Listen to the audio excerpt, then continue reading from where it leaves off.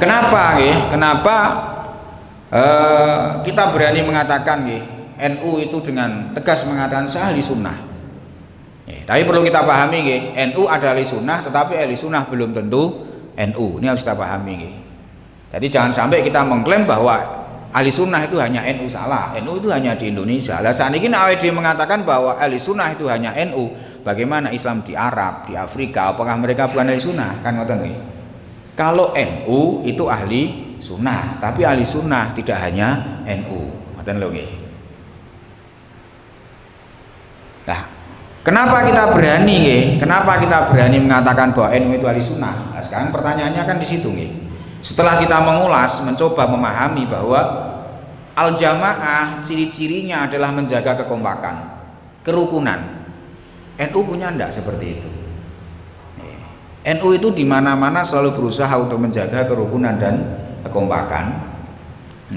Kemudian NU ini tidak mudah untuk menyalahkan orang lain, apalagi sampai mengkafirkan. Kafir itu kata-kata yang sangat sakral. Kalau kita mengatakan genong NU, wong NU niku ora gampang mengkafirkan orang lain. Itu ciri khasnya NU. Jadi kalau kita mengatakan bahwa NU ini ahli sunnah, maka menurut saya secara pribadi itu tidak salah. Kenapa? Karena ciri khasnya al-jamaah yang diungkapkan oleh Syekh Abdul Qohir Al-Baghdadi ini semuanya melekat pada NU. Ini semuanya melekat pada NU. Kalau kan dikatakan yang pertama itu adalah golongan muslim yang selalu menjaga kekompakan. Di Indonesia kita harus berani mengatakan bahwa tidak ada yang lebih menjaga persatuan daripada Nahdlatul Ulama. Kenapa begitu? Karena Nahdlatul Ulama kan punya tiga nih, ukhuwah Islamiyah, ukhuwah Watoniyah, dan ukhuwah Basyariyah. Niki tiga niki loh yang menjadikan NU selalu menjaga kekompakan. Sesama orang Islam, NU bisa bergaul dengan siapa saja. Maka jangan heran kalau NU bisa menjadi satu dengan kelompok Syiah, bisa menjadi satu dengan kelompok Salafi, bisa menjadi satu dengan siapapun, karena kita punya satu benang merah sama-sama sebagai orang Islam yang bersyahadat. Kan ngoten nggih.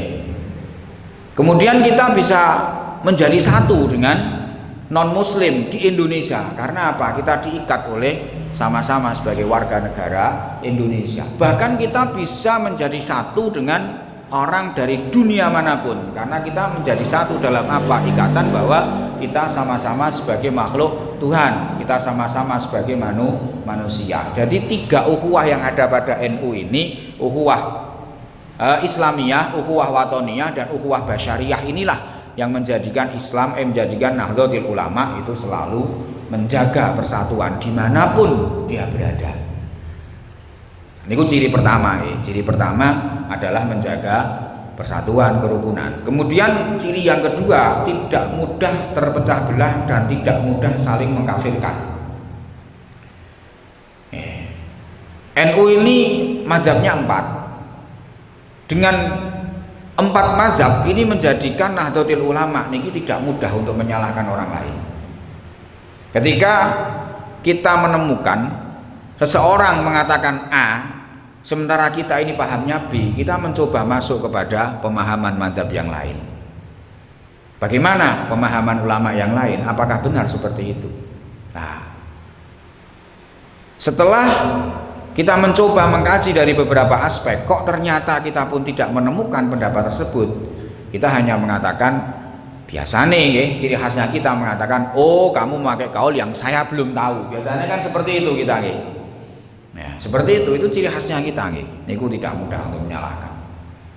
Sesepuh-sepuh kita telah mencontohkan bagaimana ketika Mbah Maimun itu ditanya tentang Wahabi dengan seorang yang mengatakan Wahabi kafir.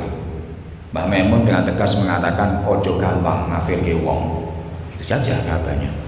Kae yo sahadat, awake dhewe yo sahadat. Wong kuwi selagi cek sahadate padha berarti cek padha-padha wong Islam. Niku jawabane Mbah Maimun. Itu kan indah nggih. Nah niku salah satu gambaran. Jadi setelah kita mencoba napa nggih ngepaske nggih cara basa Jawane iki ngepaske. NU selama ini mengaku sebagai ahli sunnah, tapi apakah sudah benar-benar mencocoki terhadap karakter dan ciri khasnya ahli sunnah?